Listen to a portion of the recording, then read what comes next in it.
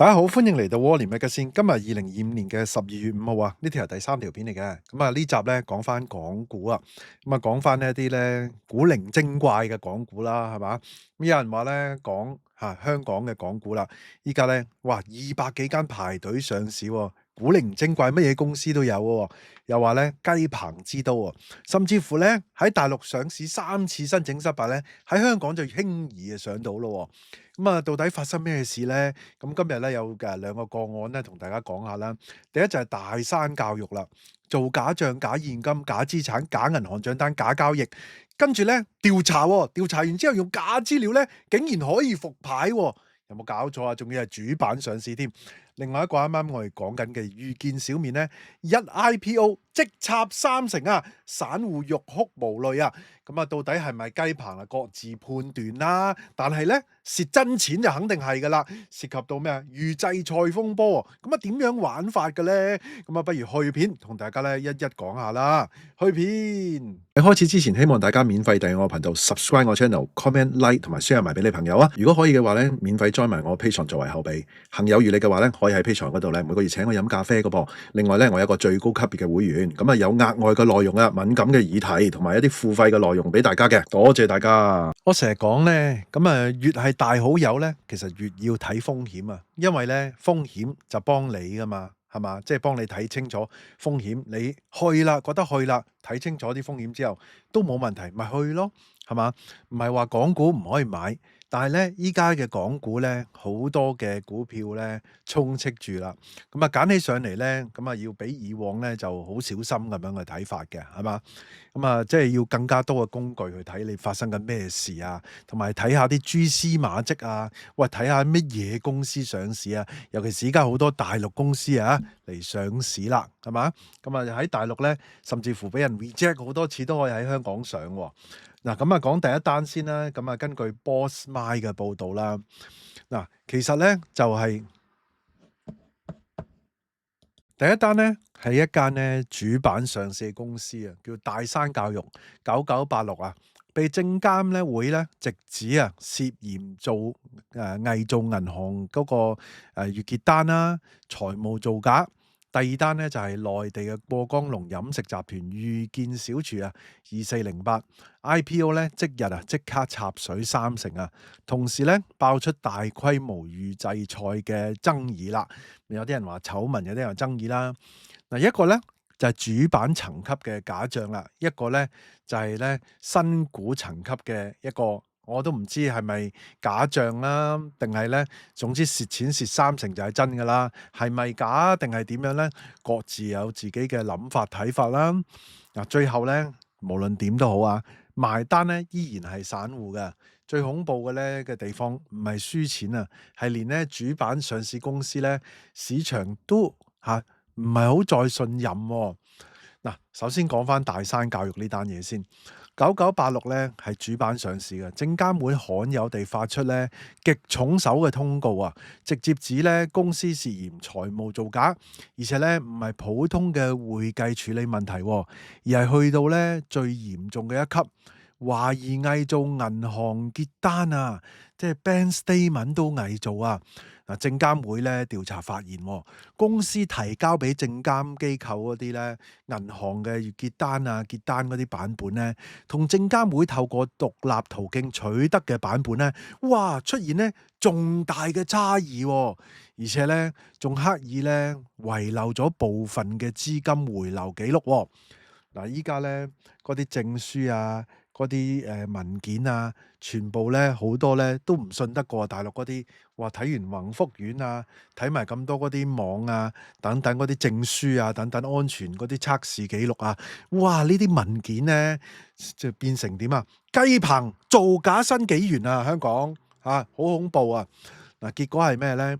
公司喺2個關鍵嘅時點嘅銀行結餘咧，被嚴重誇大啊！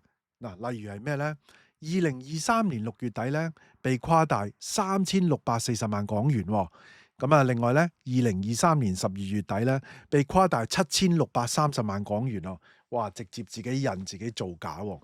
咁啊嗱，最關鍵咧都唔係個金額本身啊，而係個比例啊。呢兩筆數咧分別佔公司當時已公佈嘅資產淨值咧19%同埋55%啊。嗱，換句説話嚟講咧，公司咧有接近一半嘅資產咧，極可能根本就唔存在啊！哇！即係你班股民啦，甚至乎啊，係咪包銷商所有嘢咧都被蒙在鼓裏啦？成個造假串連喎，咁啊散戶咧就悲喪啲假資料，人買佢又買。係其實咧，有時好多散戶咧，連呢啲銀行嗰個有幾多錢啊都唔知，人買又買，以為上市就執到。哎，IPO 啊，香港掂啦，IPO 啊，一 IPO 就一定賺嘅咩？好多都蝕㗎。嗱，郭晉安嗰個 IPO 都沉水㗎，係嘛？一樣嘅啫嘛。咁啊，所以咧唔係話立亂買，係要真係做好多功課先買㗎。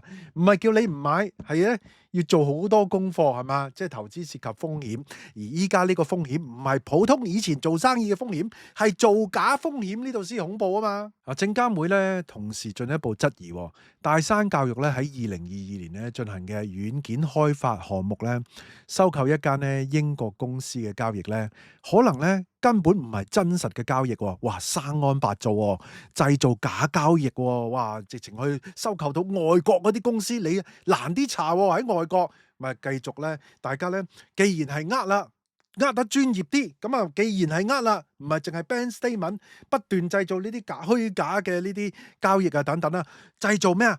製造一個咧説法，製造一個故事。咁有説法有故事，咁就炒咯，可以係嘛？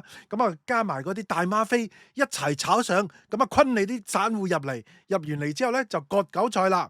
啊，卒之咧俾人咧揪到出嚟啦。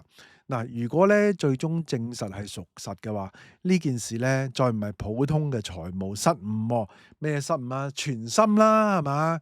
而係一宗咧主板級別嘅系統性財務造假。我懷疑會唔會係冰山一角咧？咁多間公司排隊嚟上市喎，咁好呃係嘛？嗱，影響咧其實唔單止係一間公司，而係成個香港股票市場咧嗰個對於主板制度嗰個信任啦。嗱，其實我就覺得咧，真係要查清楚啦，尤其是啲唔知咩嘢公司咧，你睇清楚啲股東 background 啦，係咪有信譽啊，定係點樣啊？啊，真係好危險嘅依家。其實咧，大山教育啊，早喺2023年3月底咧已經出過事噶啦。當時咧核數師發現啊，喺2022年咧嗰個軟件開發項目英國嗰個收購交易咧出現咧審計異常啊，股份即時被停牌啊，即係頭先講嗰單咧都係嘛？嗱，當時嘅公司就係委任咧呢個顧問做獨立調查啊，話依家聽到獨立委員會咧冇調查嘅，嗱，呢個有調查嘅嚇，好唔同啊！嗱，調查嘅結果竟然係咧未發現負面嘅結果啊！嗱，有調查都唔信得過，何況冇調查，唔知點樣咧？冇發現有負面結果。去到2024年9月咧，公司補交咗咧2022年同埋2023年嘅財報，最終咧成功獲批復牌。而當時咧市場普遍認為咧事件咧已經係翻篇㗎啦，即係 check 清楚晒㗎啦。當時佢交嗰啲財報係乜嘢財報嚟㗎？嚇？係咪啊？係咪造假咧？嗱，但係證監會咧及後咧再挖深啲去睇下實際個資金流向，再對照翻咧公司提交過嘅文件，就發現啦，公司復牌所用嘅資料咧，嗱真係俾我講中啦，係嘛？本身咧根本可能就係咧虛假或者具誤導性嘅一啲資料嚟㗎。咁即係話咧，大山根本可能係靠假資料咧成功過關，重新喺主板嗰度交易㗎。咁其實咧，佢哋咧喺大陸咧，佢哋嘅網站亦都係咧成日標榜自己咧喺香港主板上市，好巴閉嘅喎。嗱，證監今次咧用詞非常之嚴厲啊，直言咧事件已經咧嚴重打擊市場啦。嗱，即係唔係我講啊，證監自己咁講啊。嗱，對大山教育嗰個管理層嘅誠信啊，同埋咧對公司內部嘅監控嗰個可靠性咧，產生咧嚴重嘅懷疑啊。而被點名嘅核心人物咧，就係依家呢條友啦，執行董事兼主席張鴻鈞啦。咁樣嗱，公司公告咧已經披露啦。張鴻軍咧喺周一嘅時候咧已經辭任公司同埋旗下所屬嘅附屬公司嘅職務。咁啊，官方嘅理由咧只係一句，希望咧投入更加多嘅時間處理個人業務喎。陳氏嗰間3間上市公司好似都仲做緊交易嘅喎，仲係上緊市嘅喎，好犀利啊！嗱，但係咧市場普遍理解咧就只係一句啦。嗱，呢個標準咧即係風險切割式嘅辭職嘅啫。咁但係咧佢繼續可以係咪做咧咁樣嚇？咁啊原來咧交假資料都可以復牌嘅喎。嗱，當然啦，為咗保障公眾利益啦，證監會咧決定即時咧要求大山教育停牌，公司咧自周一起咧停牌。停牌前嘅股價係1個8毫8嘅，市值15.04億港元㗎。咁即係話咧一夜之間咧10幾億市值咧直接流動性歸零。嗱，唔係歸零，係流動性歸零，依家停咗牌啫。所有散戶咧走都冇得走啊！呢種風險唔係話你輸幾多個 percent 咁簡單喎，而係咧你連想止蝕嘅按鈕都冇埋喎，係咪？好啦，咁啊講下一單啦。啱啱我先報過呢單嘢，遇見小面啦，2408啱啱 IPO 啦，真係咧係咪生不逢時咧？佢係嘛？定係佢咁樣做唔啱妥當咧？嗱，招股價咧係7.04仙嘅，咁啊上市第一日咧開市啊報5蚊喎，哇！即係單日咧跌咗28.9%啊，差唔多30%啊，每手咧就蝕1020蚊。咁呢種走勢嘅港股咧有一種好貼地嘅講法啊，咁啊即係話咧一上市啊，啲網民話咧即刻變韭菜嘅現場啊！更加諷刺嘅就係咧，遇見小廚咧喺公開招股期間咧，氣氛咧極度火爆啊！有效嘅申請咧其實係61,000份嘅，超額認購咧424.97倍嘅，一手中籤率咧只有2%喎，哇！唔中好過中啦，係咪？咁啊要認購400手咧先至穩奪到一手嘅，最終咧以招股價上限7.04蚊定價。咁啊，集資咧淨額係6.17億元嘅。上市之前咧，全民追捧啊！上市之後咧，第一日咧就係啊，股民散戶全中伏啊！嗱，遇見小廚咧喺招股書入邊咧，佢咁樣包裝嘅喎。佢話去年咧係第4大咧中式嘅麵館嘅經營者嚟嘅，市場份額咧大概係0.5%嘅。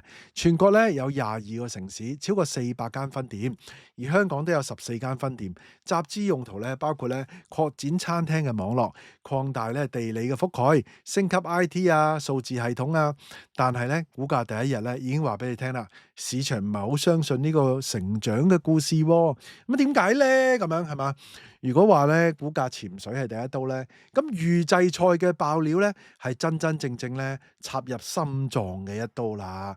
咁啊，原來咧有前員工咧公開爆料，嗱，呢我上一集講咗噶啦，呢個啊根據經濟日報嘅報導啊，原來高達80% 嘅食品咧都係預製，咁啊嗰啲雜醬啊、雷椒啊，全部都係即倒即用，餃子啊、速凍嘅產品都喺度噶。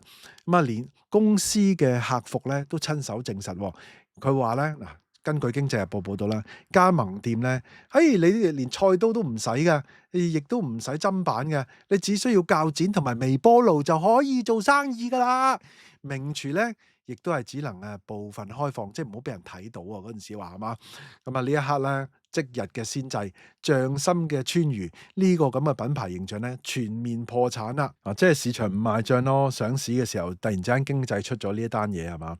咁你哋賣唔賣帳啊？咁啊預製菜，你香港人你會唔會食啊？係嘛？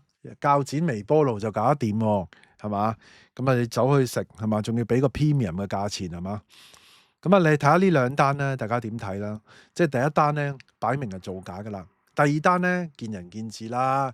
即係用預製菜不斷咧，就開鋪頭，容易開啊嘛，簡單加盟。嗱，你一路有開鋪頭，咁其實嗰個上市嘅故事咪話俾人聽有增長嗰個店咯，乜都有增長咯，一路去一路去咯。咁但係做唔做得到咧？香港你認真做咧就做唔到，咁樣靠預製菜做唔做得到咧？嗱，咁啊真係咧，市場就覺得唔掂啦，係嘛？如果唔係咧，都唔會跌30%啦。咁或者之後升翻咧，下個禮拜係嘛？嗱，咁啊我都係嗰句啦。其實咧，港股唔係話唔買得，只不過咧你更加有信心咧，更加要聽多啲呢啲風險啦，係嘛？聽完晒之後，你先至去小心翼翼咁樣去揀啦，係嘛？咁我哋咧就唔係一個投資頻道，亦都唔係預測咩股票咩 number，亦都唔會教大家點樣投資。不過咧，我哋就將呢個真真實實嘅新聞啊、蛛絲馬跡啊、發生緊咩事啊、經濟上嘅嘢啊、學術啲嘅情況啊，咁啊同大家咧去討論、去分享、分析嘅。